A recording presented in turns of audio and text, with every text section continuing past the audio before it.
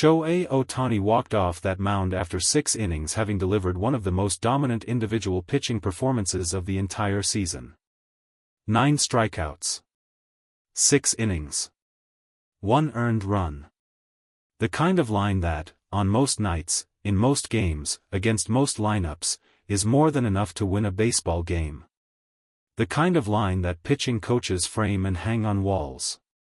The kind of line that gets referenced in award conversations and historical comparisons. The kind of line that should have meant victory. It did not. And what happened in that 8th inning, with 1 out, with a runner standing on third base, with an entire season's worth of momentum sitting 90 feet away from tying or taking the lead, was not just a loss. It was a betrayal. Quiet, public, and absolute. The batting lineup looked at everything Ohtani had handed them and handed it back. Empty. Before we talk about what the lineup failed to do, we need to establish what Ohtani actually did. Because the numbers alone do not fully capture the weight of a performance like this. 9 strikeouts in 6 innings is not something that happens on autopilot. It is not a pitcher coasting through a weak lineup on a fortunate night. It is the product of physical output that most human beings cannot fully comprehend: the torque, the arm speed, the precise muscular coordination required to generate elite velocity and elite movement, pitch after pitch, inning after inning, for 6 full innings against professional hitters who are specifically paid to make pitchers like Ohtani uncomfortable. Every strikeout required a sequence. A setup pitch. A decision about location. A read of the batter's tendencies and the count situation and the game situation. And then the execution, the actual physical delivery of a pitch that ended an at-bat in Ohtani's favor. He did that 9 times. 1 earned run across 6 innings means that when things got complicated, when base runners reached, when situations developed that could have unraveled, Ohtani managed them. He did not let one bad moment become 2. He did not let the innings bleed into each other in the way that separates good outings from great ones. He gave his team everything a starting pitcher is supposed to give. And then he walked off the mound and sat down. His job was done. The baton had been passed. What happened next is what this story is really about. There is a specific kind of silence that settles over a baseball stadium in a late-inning moment of maximum pressure. It is different from the silence of a blowout, where the crowd has accepted the outcome and is simply waiting for the final out. It is different from the silence of a pitching duel, where the tension is distributed evenly across the game. This is a concentrated silence, a silence that gathers itself in the stands and in the dugout and in the broadcast booth because everyone present understands that the next few seconds will define the entire evening. 1 out. Runner on third. In baseball arithmetic, this is a winnable equation. There are multiple paths to scoring that run. A base hit, even a shallow one, almost certainly brings the runner home. A deep fly ball gives the runner a chance to tag and score. A wild pitch, a passed ball, a fielding error on a ground ball, any of these resolves the situation in the offense's favor.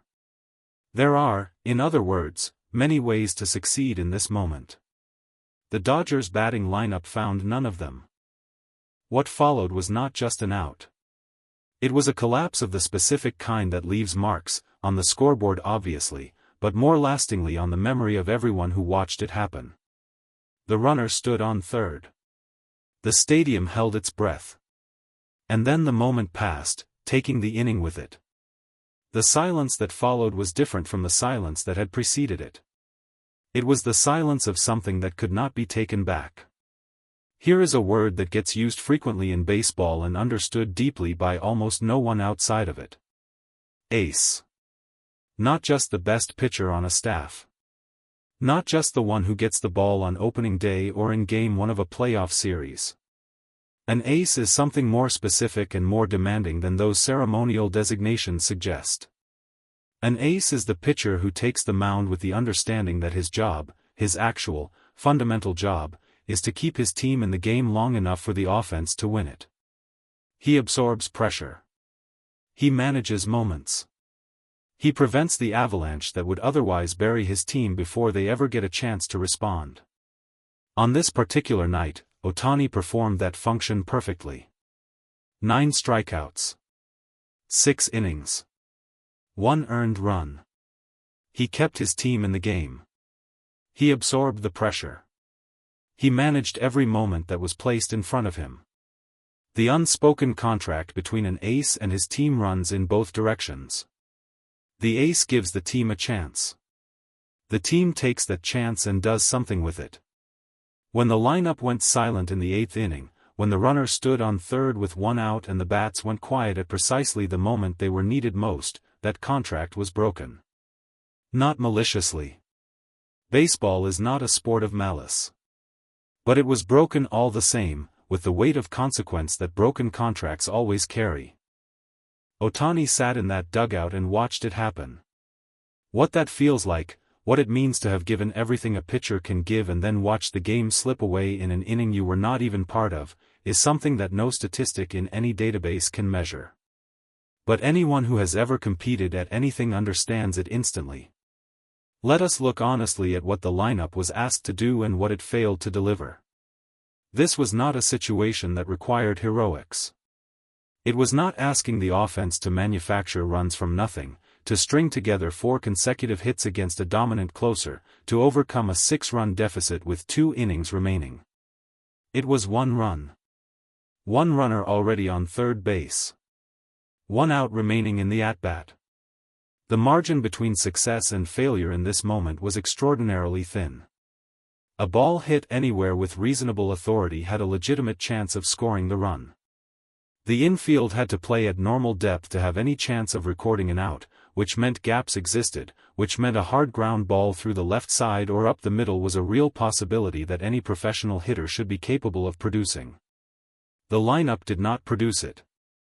And this is where the honest conversation about the Dodgers' offensive struggles has to be had, not to assign blame in the punitive sense, but because accountability is what separates teams that grow from teams that repeat the same failures in the same moments throughout a long season. Late-inning production with runners in scoring position is a skill. It is a specific, measurable, trainable aspect of offensive baseball that teams prioritize in roster construction precisely because it is so consequential in exactly the kind of moments that define this game. It is the difference between being a good offensive team and being a team that can be trusted when the game is on the line. On this night, in this inning, with this runner on third, the Dodgers lineup was not that team. Ohtani gave them the platform. They could not build on it. There is something that rarely gets discussed in the analysis of nights like this one. The loneliness. Elite performance at the professional level is a collective endeavor in theory. 25 players sharing a clubhouse, a coaching staff, a set of goals, a season-long campaign with a championship at the end of it. The language of team sports, we, us, together, is everywhere. On the jerseys, in the post-game interviews, in the philosophical frameworks that managers invoke when they talk about culture and accountability. But there are moments when the collective temporarily disappears and one person is standing entirely alone on the mound or at the plate or in the field, carrying the full weight of the game on their individual performance. Ohtani lived in that space for 6 innings. He carried it beautifully. 9 strikeouts.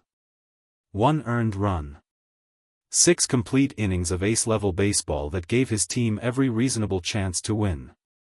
And then he came off the mound and re-entered the collective, the team, the dugout, the shared fate of 25 men in the same uniform, and discovered that the collective had not matched what he had given individually. That gap between individual excellence and collective failure is one of the most painful experiences in team sports. It is painful not because of ego or selfishness, Ohtani has never shown either, but because it represents a fundamental misalignment between effort and outcome that no amount of individual brilliance can always bridge. You can dominate your portion of the game completely and still lose. That is baseball. That is sport. That is also, on nights like this one, almost unbearably hard to watch. The morning after a loss like this one is when the real work begins. Not the public statements, not the post-game interviews where the careful language of professional sports is deployed to acknowledge disappointment without assigning specific fault. The real work, the honest, uncomfortable, necessary work, happens in film rooms and batting cages and conversations between coaches and players that the cameras never reach. What that work must confront is this: the Dodgers have a pitcher who is performing at an ace level. He is giving them outings like the one on this night, 9 strikeouts, 1 earned run, 6 innings, with the regularity that elite pitching performance demands. He is fulfilling his side of the equation completely. The offensive side of the equation must now answer the same challenge. Late-inning situations with runners in scoring position are not going to become less common as the season progresses. They are going to become more common, because the stakes get higher as the calendar advances and every game carries more weight. The Dodgers will face more nights where a runner stands on third base with 1 out in a late inning and the game hangs in the balance. They cannot keep responding with silence. Not because of what it means for the win-loss record, though that matters enormously.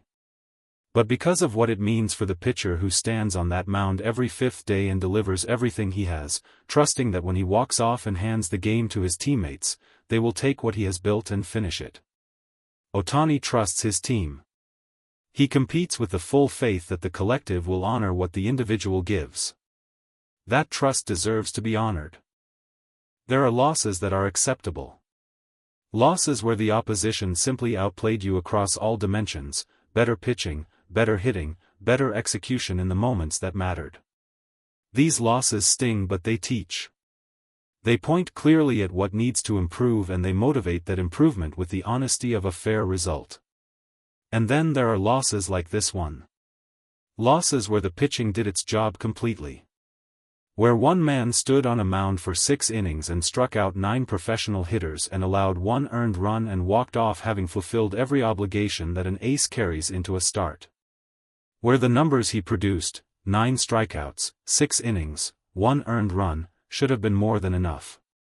Where a runner stood 90 feet from home plate with 1 out in the 8th inning. And the bats went silent. These losses do not teach cleanly. They do not point at what needs to improve with the honesty of a fair result. They point at something more uncomfortable, at the gap between what was given and what was returned. At the specific human experience of excellence meeting inadequacy in the same game, on the same night, in the same uniform. Shohei Ohtani did his job. He did it at the level that earns the word ace. He did it in front of thousands of fans and millions of viewers and the full historical record of everything this sport preserves. And his team could not score a run with a runner on third and 1 out in the 8th inning. That is not just a loss. That is the most brutal kind.